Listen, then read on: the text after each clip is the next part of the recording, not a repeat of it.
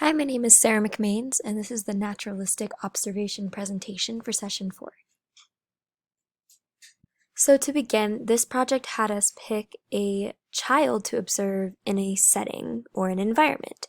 So I decided to pick a public uniform charter school strategically placed in a low-income part of town. And this school holds very high expectations for their students, being that their three main things are integrity, community, and love of learning. That's what they strive to set out to allow these children to develop into scholarly individuals who not only respect themselves but respect others. So I decided to specifically observe a kindergarten girl aged 5 who was found rarely in dress code, as this is a uniform school. So that piqued my interest, as the rest of the students had their blue and gray uniforms on. She was found wearing not quite the same things. Kind of similar, but not the actual pullover the school. Piqued my interest.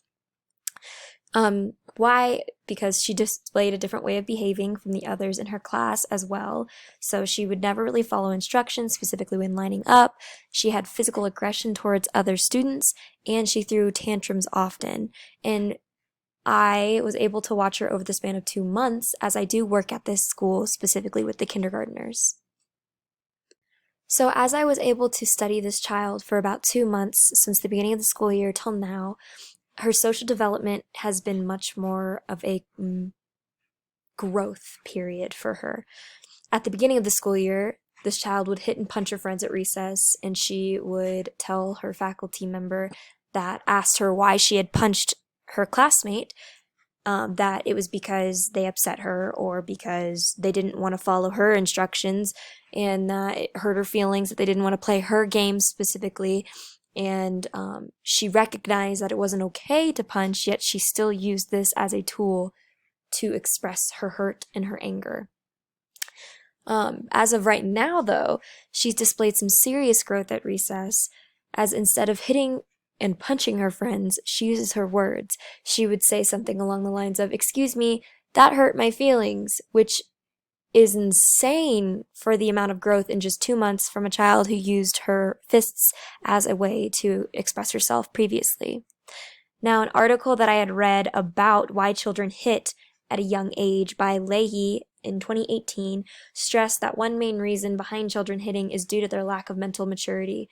And I could see this being the case, as in most cases, if a child is still expressing aggressive behavior, it's something that is learned, as well as something that they have not matured enough to recognize is not an okay behavior. Oftentimes when children are placed in difficult homes, they find themselves displaying the same behavior that their parents have not only taught them, but displayed to them. Now, kindergartners don't necessarily display a lot of physical development within the first semester of school.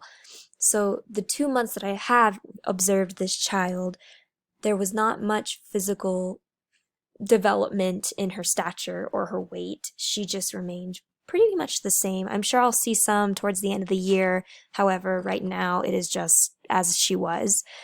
But Kale and Kavanaugh tell that physical development is steady in the first couple years of schooling. So it is more of a linear, and when children hit puberty, they spike to a very high level of growth in their weight and their height. They experience it very rapidly. This specific child, as I had said, I have only seen for 2 months and has not had any specific changes in physical appearance. However, in her physical representation of herself and her physical awareness of others and boundaries has shifted significantly in 2 months of just nurturing kindness and patience. This child's socio-emotional development has improved in just 2 months, which is shocking compared to what she used to display at the beginning of the school year. At the beginning of the school year, she was not able to share anything, whether it was PE equipment or toys or even thoughts. She was very quiet. She was easily angered and triggered into tantrums, and she also refused to listen to any authoritative figures in her life that were telling her what to do.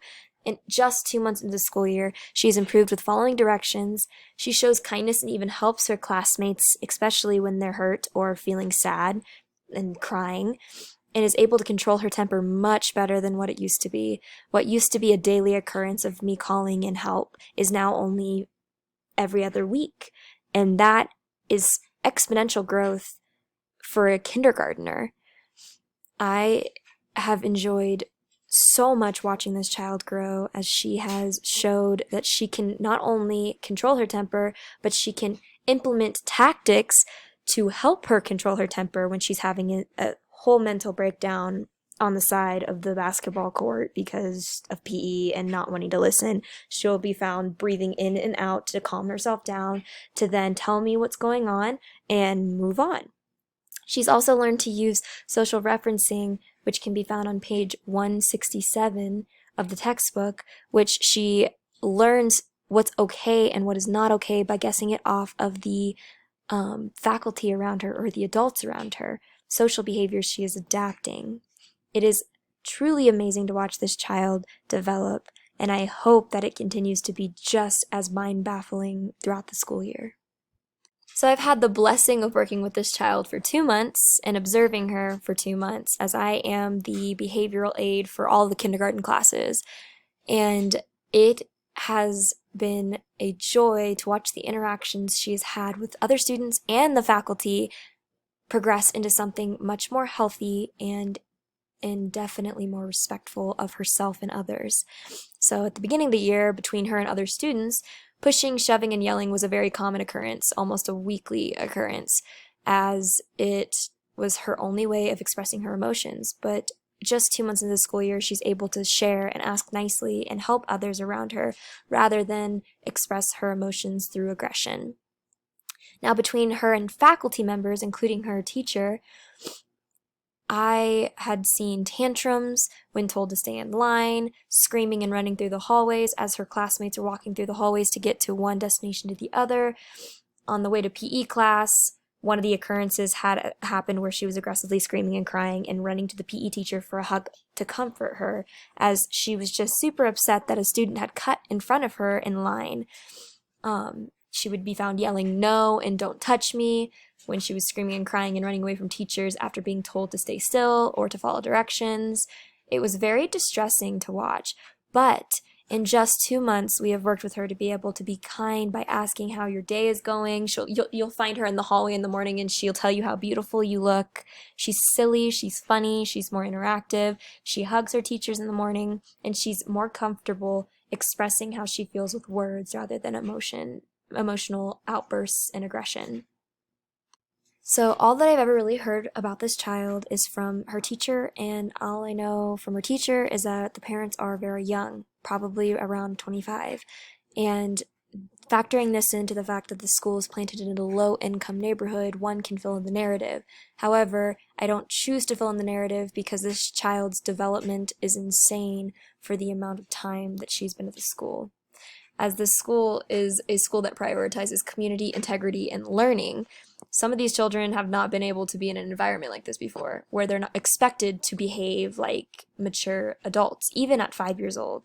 And while our teachers and our faculty are trained to give immense amount of patience and love and kindness while they're on this journey to become mature, I could see why it would be frustrating to a 5-year-old to be in this environment. But not only that, I could also see the opposite end of the spectrum. Culturally, in this school environment, why she's displaying some serious social growth and emotional growth, because we are nurturing her to be able to do that in an environment. I read this really fascinating article by Berglund in 2014. It was published, and it tells the reader about how the cerebellum, which is associated with skill learning and stress regulation and sensory motor control and other functions that not even neuroscientists can identify yet, all they know is it does a lot, can be affected by childhood family problems, which they also describe as pretty much anything to do with neglect or traumatic experiences that this child has had. And it can often cause it to shrink and then therefore not function properly.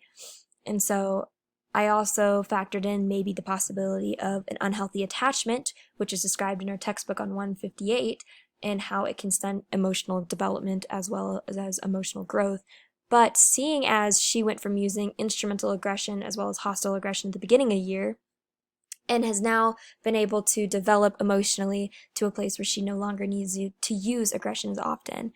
May not be due to the attachment, but I did consider it. So this is my biblical backup section. It's just verses that back up patience and grace to those who are experiencing difficulties, whether it be emotional or social, and how it's important to train up your child in a way that is pointing them towards Jesus and that allows them to love others well. And finally, my reference page, and I appreciate you listening, and this will conclude my session for presentation. Thank you.